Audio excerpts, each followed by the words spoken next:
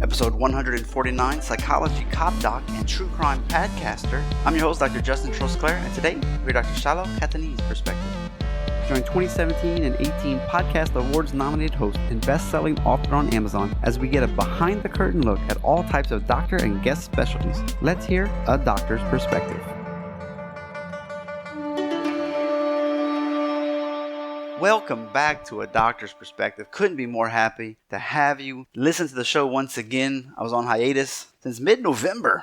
I moved back to America for a few weeks and then moved to Germany, which is where I'm at right now. And, it took a while to get internet, get familiar with the new job, the new city, and all of that. So thank you for being patient. About 2 weeks ago, I released 2 of the minisodes, so we had a little bit of fun with those episodes. As always, if you need any information about the show, supporting the show, books, free PDFs, top 10 lists, etc., it's at doctorsperspective.net/all links. The new book, Succeeding at Chinese Dinner, is on Amazon. It was released in January of 2020. Really excited about that. Pretty much, again, sums up anything you need to know about how to look good or save face, as they say, in front of a boss instead of family members. For whatever reason you possibly have to go to China, dinner is hugely important. And with this book that you can read on the airplane, really, you'll be able to maneuver those as if you were local or been there for a long time. And that goes a long, long way. All right, so let's jump into this episode. This is round 2 with Dr. Shiloh. First episode she was on, 22, was the top episode of the program for at least 2 years. She's a forensic psychologist, and her best friend started a podcast where it's a true crime, but they discuss it based on like forensic psychology. So really cool. They've actually been invited to different conferences, and so I'll pick her brain about all of that. Plus, what is forensic psychology? She works with the police department now. Is she more like a Bones, a Blue Bloods, a cop on Lethal Weapon? We'll figure it out, okay? We'll go figure it out together as the interview moves along. We also discuss suicide prevention because it is a hot topic right now in the police department. And it's interesting how her journey from being a cop, counseling sex offenders, to now counseling police officers again gives her such a unique view and just completes the circle that she's in. And she just loves it to death. So you'll definitely feel the passion she has when she answers the questions. Before we begin the interview, we all know coronavirus has taken the world by storm. So I hope everyone is washing their hands for 20 seconds, doing social distancing, and whatever else the WHO will recommend, as well as your government, federal, and city. So y'all stay safe. I want you to know, if you are having neck or back pain, because I'm a chiropractor, headaches, etc., send me an email, a shout out on social media, and we can do some one-on-one Skype-based health calls, okay? No, I can't crack your back, adjust your spine through the video, but if you're at home doing self-quarantine or just suffering with some pain, I can definitely show you some exercises, stretching, ergonomics, nutritional help, whatever, to help you manage your pain and symptoms while we're all not going out as much as usual. So let's not wait any longer. All the show notes at doctorsperspective.net/149. Let's go #behind the curtain.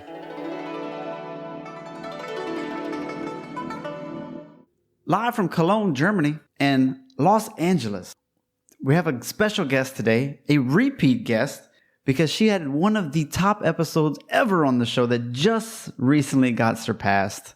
Can't believe it. We got the Dr. Shiloh Catanese on the show today. How are you? Maybe I can make this one the new top one. I don't know. You had the word sex in the first one, and I really think you know how it is. And we actually had a conversation about these things. So definitely. You analyze I'll try to throw that somewhere. Yeah. So I hear coronavirus is transmitted by sex. Yeah. We are recording in a very interesting time today. That's for sure. Yes. Today we're recording one day in my end before St. Patrick's Day.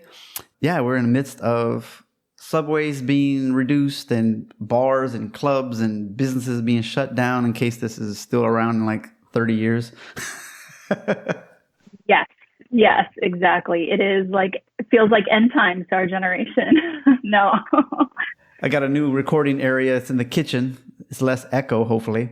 But you can see my couple canned goods. We didn't go crazy, but, you got to be prepared in case everybody else goes crazy. So I guess we participated in it. Oh, yeah, for sure. I'm a little bit of a prepper, not a crazy, bunker prepper, but I was putting on some of my social media for my podcast yesterday about what I sort of carry in my car, what I keep in my office. Of course, in LA, we have to worry about earthquakes.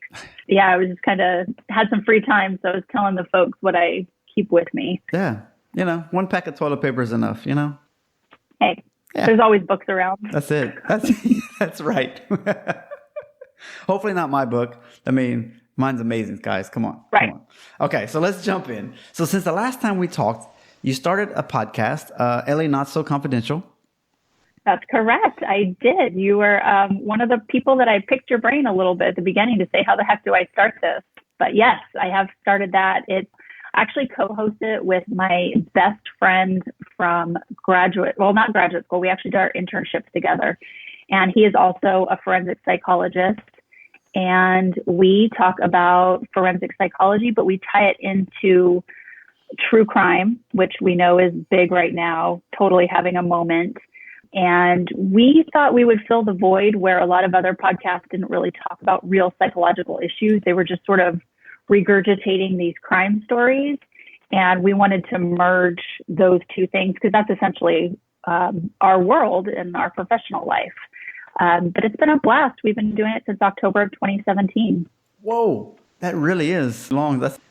It's crazy. I mean, not compared to you. You've been doing this forever. Well, since January of the same year, practically. So that's what I'm saying. I was like, we were still both doing it. I mean, I took a hiatus for a couple of months that turned in a little bit longer than I expected, but that was freeing. Makes you realize and reevaluate, like, is it worth it? Is it still enjoyable? And it is. So, okay. That's awesome. I would listen to, a couple episodes. One of them was interesting. I'm not a true crime guy. Like, I've never listened to one episode of anybody else's podcast with that genre except yours, just for obvious reasons. It's fun. There's some language on there. I know some of the reviews were like, oh my gosh, they cuss. I was like, y'all need to grow up. We are professionals, but we're also people. Dr. Scott and I wanted to keep it very casual and conversational. One, it's just easier to prep that way. We don't have time to write scripts, but we wanted it just to feel like, actually one of our reviewers put it best. They said, I feel like I'm sort of eavesdropping on two forensic psychologists when they're on their lunch break. And it speaks to the relationship, obviously, between him and I, and us just being good friends. Yeah, there's some F-bombs dropped every once in a while when we have like some shocking thing to say or whatever, but we wanted to keep it so it just relates to a lot of people. And who wants to hear a couple of doctors talking psychobabble? So yeah. Like, I think one of the episodes was like Stockholm Syndrome. Oh, yes. Part 2, I think it was, because there was some people that were not understanding, or there was like a lot of backstory behind that. So that was really a interesting concept for me to hear about, and the way you guys approach it. But let's backtrack. Forensic psychology. Let's dive in, because you work for a gigantic corporation that you went from the sex offender advocate to this and dealing with the psychosis. So just give us what does your job look like? Are you the Bones of, remember Bones? That was a show, right? All right. So I'll tell you what I'm not, and then I'll tell you what I am, which is good. That's actually an awesome question, because so much of what we get informed about comes from media and television and what we see. And so forensic psychology is kind of this umbrella term for any psychological field that overlaps with the criminal justice system. So last time I talked to you, I was working in that arena where I was a therapist for the sex offender population, where I was doing psychological assessments and risk assessments on them, as well as their therapy. And I was working hand in hand with parole and probation to monitor them while they're out in the community. So that's that little cross section. So since then, and since I spoke to you last, I have left that world, and I actually am a law enforcement psychologist now. So I work directly for a very large law enforcement agency here in Southern California, where the officers are actually my clients. Oh. So I provide clinical services to officers, their significant others, couples therapy. We do different group therapies. And that that's really fun. It's kind of funny because people are like, whoa, you went from like the bad guys to the good guys. How was that shift? But for me, if you remember, my background is in law enforcement. I was a police officer before I was a psychologist. So it actually feels like everything has come full circle. My dissertation research in graduate school was in law enforcement psychology. And I always sort of studied it, probably because I was living it for a while and had some critical incidents of my own that I wanted to know. Am I reacting, in a normal way for this unusual situation? So the biggest majority of my job right now is doing clinical services. We also get to be a part of the actual police stations. So each psychologist at my employer is assigned a number of divisions. So we each get at least one or two police stations that we are the consultants to, as well as some other divisions. So what I do is I consult with the commanding officers there if there's any issues going on, morale or burnout. I can come in and do trainings. I can do wellness days for them where I put together basically a training day on how to take care of yourself. So a lot of great preventative type, we can get into the ways in which, obviously law enforcement officers suffer in their mental health, but there's a lot of ways in which we can take some preventative steps as well. And then the last part of my job, which is probably the most fun and where the idea for Stockholm Syndrome came, is that I am part of the crisis negotiation team. So every time there's a barricaded suspect or a suicidal subject where there will be some negotiating, a psychologist is always there on scene in real time, helping with the negotiation. We don't actually get on the phone, but we're sort of consulting in real time. Wow. Okay. I'm trying to think of TV shows. You're not Criminal Minds, right. Figuring out the mass rapist in 5 different states and figuring out that he lives in Georgia. That's not you. Yeah. No. And then you're more like the Lethal Weapon. You just shot someone. The cop shot somebody. How do you deal with that? You're that person. Right. Yeah. Lethal Weapon. Let's see. What are some others? The Departed. There was a police psychologist in the movie The Departed, if you remember. I think she ended up sleeping with a couple of her clients, so we're not going to use her as a great example. But yeah, after a critical incident, and most commonly we think of an officer-involved shooting, they are mandated to come to see the psychologist. And at my agency, we see them 3 times. We see them about 72 hours after the shooting. We want to make sure they've gotten some good sleep, that their physiology has come back to normal to where they can come in and talk to us about what happened. And really we're there just to debrief them, to help process the incident. And it's not to question what they did. That is not our expertise or forte. And then we'll follow up with them in about 6 weeks, just because we want to see if there's anything still lingering, because that's around the point where you want to look at PTSD, if it could be there. And then we see them down the line when they have to appear in front of their use of force review board. Oof. So of course, at some point, right, the department has to say, okay, we reviewed this incident and basically pick it apart. Here's what we think you did right. Here's what we think you could have improved on. And obviously that's very anxiety provoking. Yeah. So we just check in with them around that time, because it's a really difficult time when you feel like you may be reprimanded for an incident in which your life was in danger. Yeah. Wow. I can't even imagine whether, even if you killed someone or just wounded them or whatever, you had to use more force than you were wanted to do. That's going to mess with your head, because even though there's a reality that this might happen, it's a completely different scenario when you actually have to do it. Oh, man. And it's extremely rare. It's even for law enforcement officers, the majority of them will go through their entire careers without having to do that or being involved in any sort of shooting, even if you miss and injure the person. Right. But yeah, of course, of those that I have talked to where they have had to kill a suspect, they didn't wake up that morning thinking that was going to happen. And for any human being, that's a very abnormal situation to be in. And by definition, traumatic. Yeah. So there's a bunch of stress reactions that come with that. When we're talking about the, in the last few, I guess it's kind of calmed down a bit, but Black Lives Matter and the cops using excessive force on certain cases and things, would they have seen obviously they would have seen the psychologist, and then they would have had to process all that information. Do you see stuff like that where, because it's got to be breaking to think you did the job right, and then you have the entire country practically pissed off that you weren't indicted for murder and all that kind of stuff. You have to deal with that at all? Or what's your thoughts on stuff like that? So officers at my department can be what we call ordered in to come see the psychologist. Mm-hmm. And that would mean that if there's some sort of behavior that's affecting your job, then they would ask you to come see us. And basically we sort of do an assessment to say, hey, what's going on? How can we help? And beyond the assessment, if they want to start therapy, then that would be of their own volition. But they can be ordered to at least come to us so we can check in on them and do an assessment and say, hey, yeah, it's probably a good idea if you come in. So what you're explaining could actually fall into that category. And that's why we do it automatically with officers involved in shootings or maybe some sort of critical incident where there's a use of force.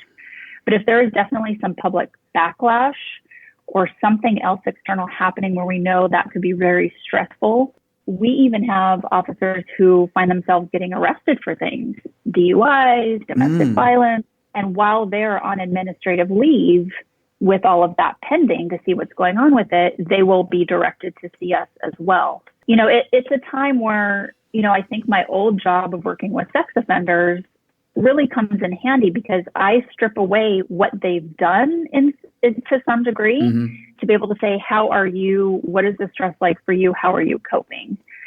So again, I'm not there to judge this officer for being arrested when he should have known better, right? He's law enforcement.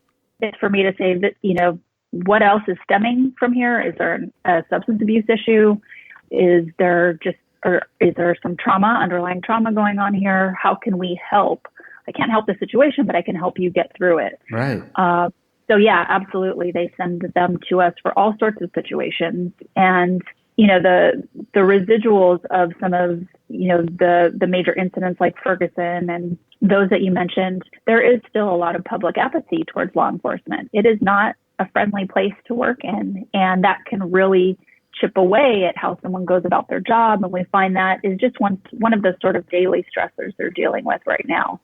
Okay, so this might be 3 questions wrapped into one because that's just how I do things sometimes, so I don't forget. But what do you enjoy seeing? Because you can do just family therapy and stuff, but a police officer, they're going to have a unique set of stressors, and they have to bring that home and, always being on, high alert and everything. So I guess, what are some of the most common issues maybe that they have to process as a family unit? If you have someone who's listening that might have someone in that type of role that they can expect. Yeah, these are common things that they take home. Yeah, that's enough. I think you figured it out. Yeah. So the most common reason people come to us voluntarily is relationship issues. Having said that, actually couples therapy is not my favorite. I think it's because this is the first setting where I've ever done couples therapy. So I'm probably not super confident in it yet. And that's usually how it is. I don't like doing something when I don't feel confident in it. But regardless, it's there for me to work on, whether I'm just working with the individual or whether I'm working with a couple. Relationship problems are the most common reason people come to see us. I do really love educating both officers and their significant others on why they act the way they do when they get home. And it's really neat to sort of educate them on what's going on physiologically, psychologically, when they have to be hypervigilant all day long at work. They see the worst of the worst. They have to have their head on a swivel. They have to deal with things in sort of black or white, yes or no, go to jail, don't go to jail, all day long. And then they come home and they've got like nothing left to give. They are depleted. Because they've been hypervigilant all day. That's got to come down. They end up questioning their spouse or their kids like they're suspects. That doesn't go over well.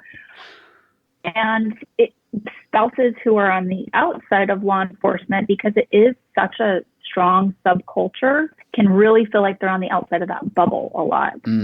Like they don't quite understand. And there is that us against them mentality with law enforcement of, well, you just don't get it. You don't understand my job. And they tend to then isolate themselves from people who aren't in law enforcement. Some of the best advice is, hey, make sure all your friends are you have like a variety of friends in different fields. Don't talk the cop lingo when you're in social situations. That works at work, but it doesn't translate so well at home or in your personal life. And so it's making that shift it's tough because we train them a certain way. We expect them to be like that, but then they have to shift when they get home. So I do a lot of work in that area. There's a really great book called Emotional Survival for Law Enforcement by Kevin Gilmartin. And I give it to clients and to their family to read all the time. It's fantastic. It's a very short read. It's a really thin book. It talks about the physiology of it, what's going on with chemicals in their brain. It's just a great explanation for why. I mean, I have guys that are like, oh my God, I turned to this chapter. I'm like, that's me, and that's me, and that's me. And they just identify with it. And to know why is really powerful, because then they can start identifying, okay, how can I be a little more engaged at home? Or, how can I open up communication that's going to help in the long run with my family? Yeah, because some police seem like they have a power trip. They just I'm so macho and I can do what I want. I got this power, and then you go home and then you got to turn that off somehow. Yeah, and it can be life saving. I mean, there's a reason for it out on the street, and especially if you're working in South Los Angeles or some of the other areas that are really tough, and you have to have command presence from the get go. Mm-hmm. It's life-saving, but it's not life-saving at home. You should, not that you should be able to turn it off, but you should think a little bit more about how it's affecting the people around you. And it's such a nice blend for me, and the satisfaction I get as a psychologist, because I grew up in a law enforcement family. My mom, my dad, and my stepdad were all law enforcement officers. Whoa.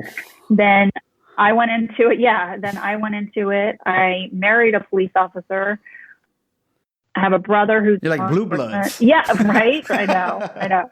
We're so not like that, but yeah, so being the daughter, being the wife, being the sister of law enforcement officers, and having done it myself is unique. So for where I work, I'm actually the first police psychologist that has any law enforcement experience. And there's only really a handful of us throughout the country. We have our own Facebook group where we were both cops and docs. Cop docs is what we kind of call ourselves. There's not that many. And you really see it either in training when I talk about it, or sometimes if it's relevant, I'll self-disclose it in therapy. But I can just see the change on the officer's face when they learn that I was in law enforcement, or someone else will usually tell them, Yeah. And they look at me like, oh, like they kind of let go, and they're like, oh, you get it. You understand. You can trust her. Just be open. She knows exactly what you're going through. She just took a different path at some point. Yeah. And it's such a automatic rapport builder. And, even the city I worked in was kind of this quiet little suburb of Los Angeles. It's not the mean streets of LA by any means, but anything can happen anywhere. And I was involved in a couple of officer-involved shootings and, some pretty crazy incidents. So, yeah, it's just such a great rapport builder. Yeah. Man, oh boy. Switching back, I think, to the podcast. So do y'all use real stuff that you guys have encountered yourselves, or is that not really legal because it's people can be like, hey, wait a second, I can follow the reports and see who this is? Or how does that? Yeah, that's a great question. Yeah. So this was something Dr. Scott and I really had to figure out on the front end, because we are bound by confidentiality, right? Mm-hmm. So hence the part of the title, LA Not So Confidential, kind of plays off of that a little bit. We do, whenever we're talking about maybe a client or a case that we're familiar with, especially if it's a client or a former client, we definitely de-identify. We try to change maybe some identifiable characteristics about the person just in case. You never know. I mean, I feel like this world is so small. They're white instead of Hispanic. Relative might be listening. Yeah. So women might do something like that, or you change the environment or their profession or something like that. Yeah. So we do want to come from our own experience and talk about cases or clients in which we've seen whatever it is that we're talking about, but we really are cognizant of trying to protect identity as much as possible. We just like I'm sort of being vague with you, we don't talk about the agency that we work for. He's actually a county psychologist. I'm a city psychologist, but we both sort of work for the same agency right now. Mm-hmm. Just kind of happens how our careers kind of came back together. We don't name who we work for. We definitely don't touch cases that they have investigated. So if I gave an example, it would sort of give it away. But what we do is we'll talk about cases outside of your area, that area in Southern California. If it's vintage Los Angeles, then that's not so bad. I just don't want an investigator pissed at me because I talked about this controversial case. Yeah. And now they might be literally my therapist or my client one day. So there is some fine lines that we have to walk. But at the end of the day, if we're remaining professional in the information we're putting out and how we're conducting ourselves, there's no issues there. And our jobs are both, you always have to get work permits when you work for the government. So they know about our podcast and they signed off on that. Oh, that's nice. They could have. Yeah. I was wondering, I was like, man, I wonder how they're getting away with that because it's such a, because of what, there's always this, our face is your face and, all this. There is a bit of that. Yeah, for sure. But, I started the podcast the same year I started with this new employer and I was very happy that they took a risk they didn't really know me that well, but and I was still on probation. But at the same time, like lots of doctors have side hustles as far as private practices and other things. They have projects and that they're doing. And I'm definitely one of those people. So I probably have like 4 work permits right now. Well, and that's what's kind of cool is I guess whenever you're into this stuff, you can take a case from Denver. I think I saw some clip about like mental illness, like people are schizophrenic, they don't take their medicine. And, this one guy was swinging a bat and hit people. And once he got on the meds and got over it, they found out like, oh, dude, I didn't even know I was doing that. And they're like, yeah, this is you saying that they were already trying to hurt you. And this is why you were attacking them. And at that point, I guess that's kind of how you can stem off of it. Like, okay, we know about all of these diseases that this guy has. So this is our take on that case that happened in Denver. Let's have an episode or 2 about it. Yeah, we try to go with as many records and resources as we can find because, we definitely, one of our hard and fast rules is that we don't want to be one of those talking heads where we are diagnosing someone through the television or over the airwaves. Just because it's splattered all over the news, we don't know what's going on with this person. We don't know what their diagnoses are or their history. So for us to say, that looks like narcissistic personality disorder, we can say they're exhibiting traits that are similar to people who have narcissistic personality disorder, but we would never say, oh, absolutely, our president is diagnosed with this.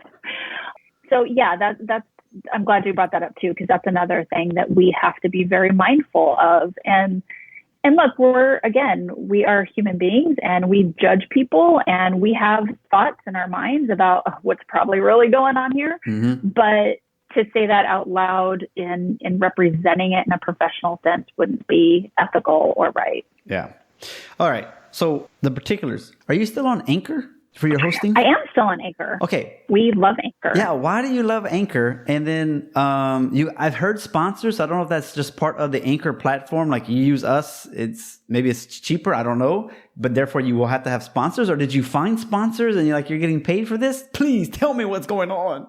Oh my God. Okay. So let me take you back and tell you how this all started because it's actually interesting with our show.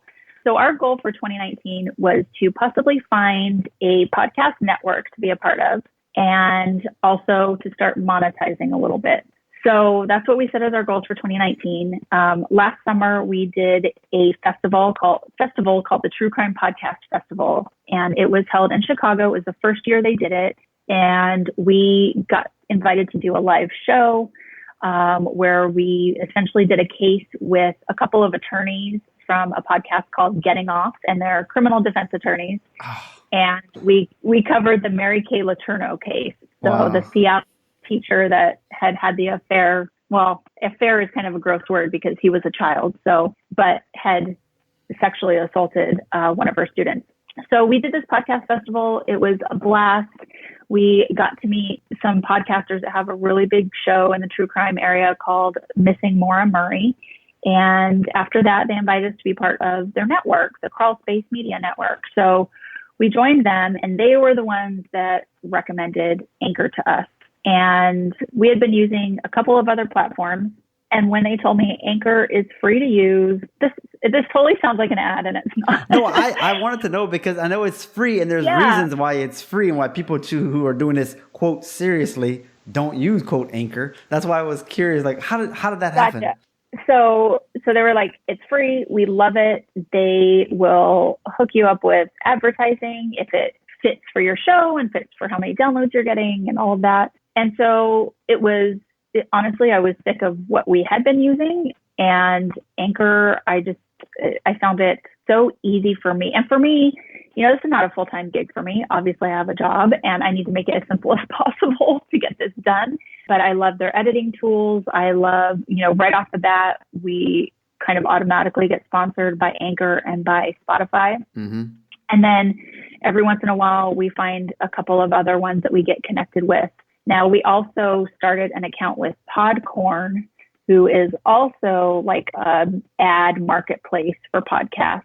So you scroll through all the opportunities on there, you give a pitch, and if they decide on your idea for an ad and your price, then Podcorn is kind of the marketplace that just takes care of getting everyone paid and all of that. I must look at this. That's how we've been doing it. Yes, that's how we've been doing it. But Anchor's great. My 8-year-old started a podcast this year, and she did it we literally record every episode on the phone on the Anchor app, sitting in my closet. Oh, nice. Like Scott has all of our recording equipment. I don't even have to have any of that.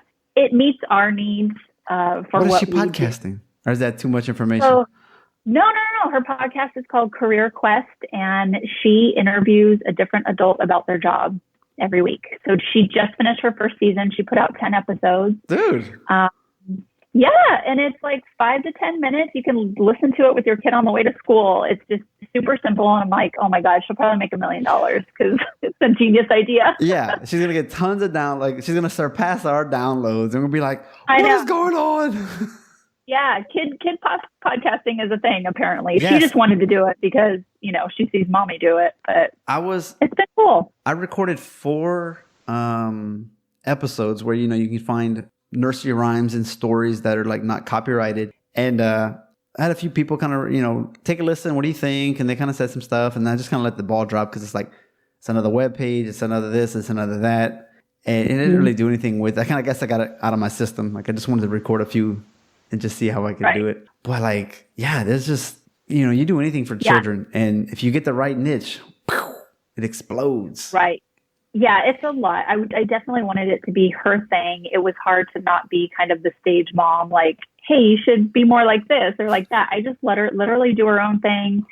It has a Twitter account, and that's it. I wasn't going to put any more effort into it. I have too many social medias to worry about right now, but that's fantastic. It was good. It's been fun. That is so cool. Like, I know, I have a kid, and she's 18 months, so there's a long time. But I was asking other guests about how do you enrich your kid's life with lots of opportunities, and then when you find something that they enjoy or like they see mom do, I want to be a part of that. I want to do that. And you're like, okay, well, let's figure it out. Let's watch some YouTube videos, or let's just encourage that unique adventure. Yeah, definitely. The funny thing is it started kind of going back to Anchor and back to our podcast. We did an episode around Halloween last year about the fear of clowns. Like, why are people so freaked out by clowns? Right. So we really dove into the research and talked about that. And it was around the time that I was starting to use Anchor, and I took her into the closet one day and said, hey, I'm going to do just like a quick interview with you to see how this audio sounds. And so I asked her, hey, why do you think kids are freaked out by clowns? And we just did this impromptu, like 2-minute, 3-minute interview. And it was so cute that we ended up putting the interview into our episode. Aww. And people were like, oh my God, your daughter's voice is awesome. And she totally got the bug from there on out. Like I told her, come up with an idea, come up for a name. And that's how it kind of started. That's awesome. Hey, real back, you mentioning you were in other servers besides Anchor. Did you have all kinds of issues like with the RSS feed being, transferred over? I've heard it can really mess up your downloads and all that jazz.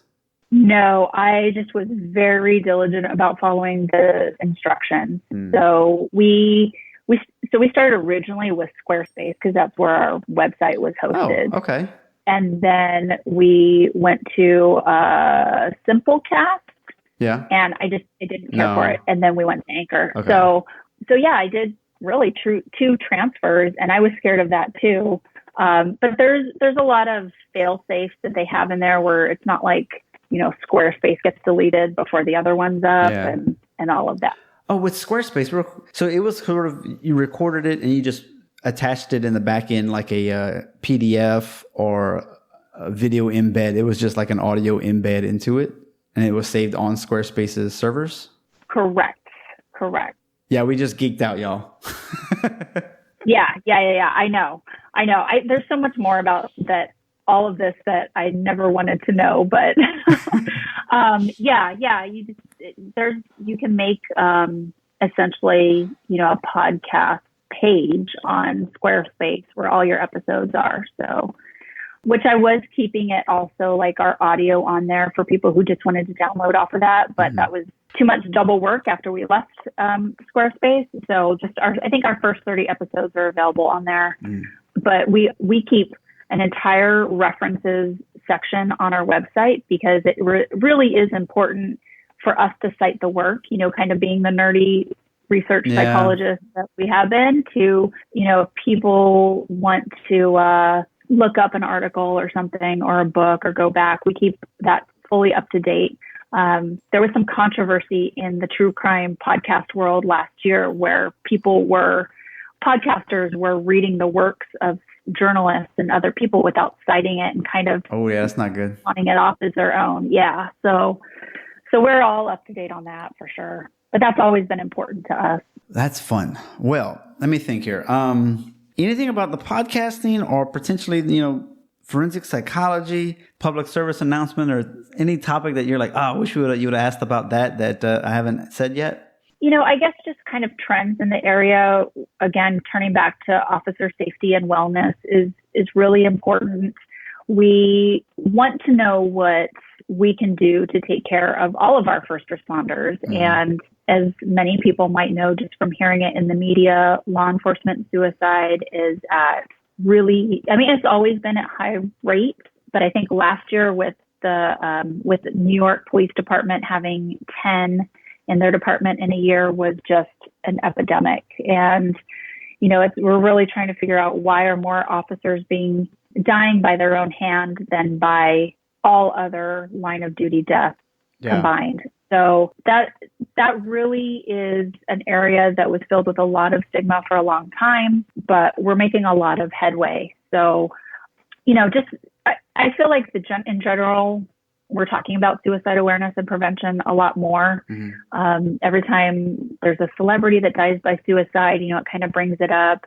We know the adolescent and teens, they're skyrocketing as far as the numbers that are dying by suicide. Yeah, more than ever. Dang.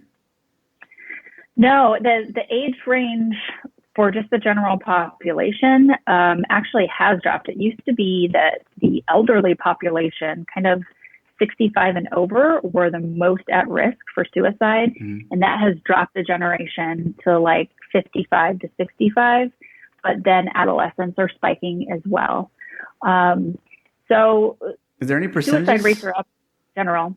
I don't have them in It's front of pretty me. low though, right? Like, it's just the fact that we want to see zero suicides. So even if there's 10 in a state, like we're like, that's too many based on the amount of officers, because it's just not necessary. Of course. You could have had help. And actually, when you sit down with the numbers and kind of break down the statistics, if you compare law enforcement suicide to the general population, it actually isn't that different. However, screen law enforcement officers, right? When they go into the work, they are tested psychologically. They go through a psych exam. We rule out people who, have troubled backgrounds. These are individuals that are being screened very intensely. So for the screening that they go through, the rates are high.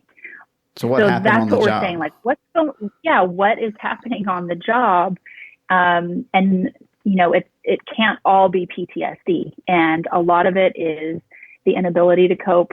Yeah, it is a lot of what they're exposed to. Of course, it's also the access to firearms, and there's a big substance abuse problem. And when you are intoxicated and you're not feeling great about yourself, and your wife just said she's going to leave you, you're more apt to be impulsive with that very lethal means of death that you have right at your fingertips. There's no going back with the gun. Pills you can maybe survive, Right. Yeah. Right. So we actually call it the deadly triad when there's underlying depression, the loss of a recent relationship, and substance abuse or alcoholism on board. That if we go back and we kind of do like psychological autopsies, those three things are almost always present.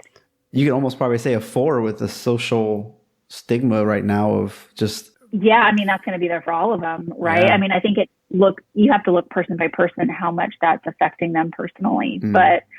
But we are making a lot of strides. We are talking about it more. My agency now has an annual suicide awareness and prevention walk where it's a very uplifting day.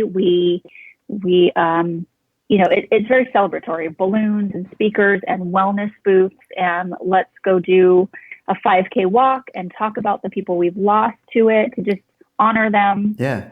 But also let people know that we're here and we know that people are hurting and there's people to help. Access is everything when we talk about prevention, and there needs to be better mental health access throughout the country for law enforcement officers if we want to break that stigma.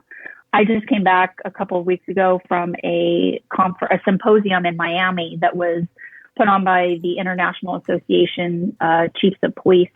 And it was just focused on officer wellness and safety. And it was really cool to just be with people from around the country and around the world, really talking about these things and not hiding them. Yeah. And just saying we need to do better. And how do we take care of our folks? And it's a multi-dimensional approach. So I like to hear that.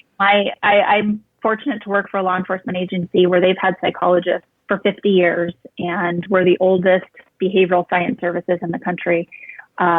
So we have other countries and other states and other departments coming to us all the time saying, what are you guys doing? Wow. Yeah. That's awesome. So it's been great to be a part of this. I mean, like I said, it feels like sort of my entire professional career has come full circle. Mm-hmm. And it's really rewarding. I remember soon after I started this job, I guess I was talking about, an experience I had with a client or something. And my husband's like, you really like your clients. And I said, well, I don't know if it's that I like them more than other clients I've ever worked with, but I think I'm talking about it more because I relate to them and it relates to our family. And it was just an interesting point for me to sort of pause and say, like, yeah, what is sort of this tapping into internally for me? And I think it is all of what I mentioned, being the family member of law enforcement officers and seeing it play out in a therapy room is different than at the dinner table for sure. I like it. Man, this has been really good. How can people get in contact with you? What's the podcast link and all that?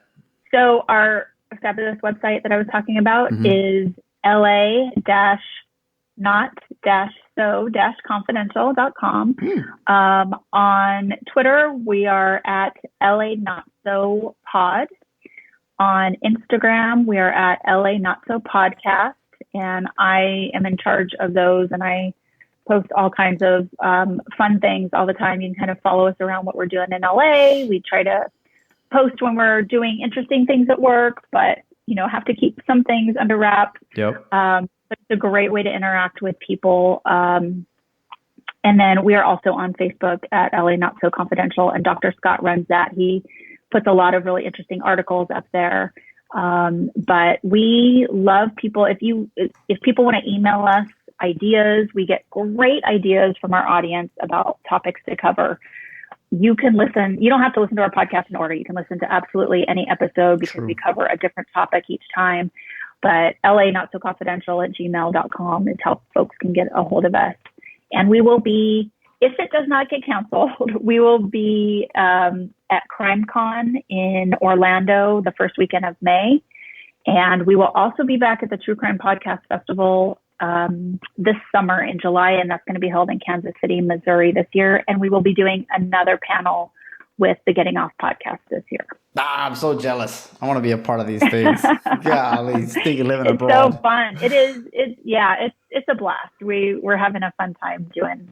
That was our goal this year, was to get a little bit more exposure in different ways. So, yeah, if any of your listeners are true crime, fanatics, check us out. We'd love to have you guys on board. So perfect. Shiloh, I really appreciate your time again. Hopefully this will blow up the charts, and this will be, I think, my first podcast back from my hiatus. So this is cool stuff. Awesome. Very good. Well, I'm happy to be back. Thanks for giving me the opportunity to come back and talk about law enforcement psychology, because it's pretty important.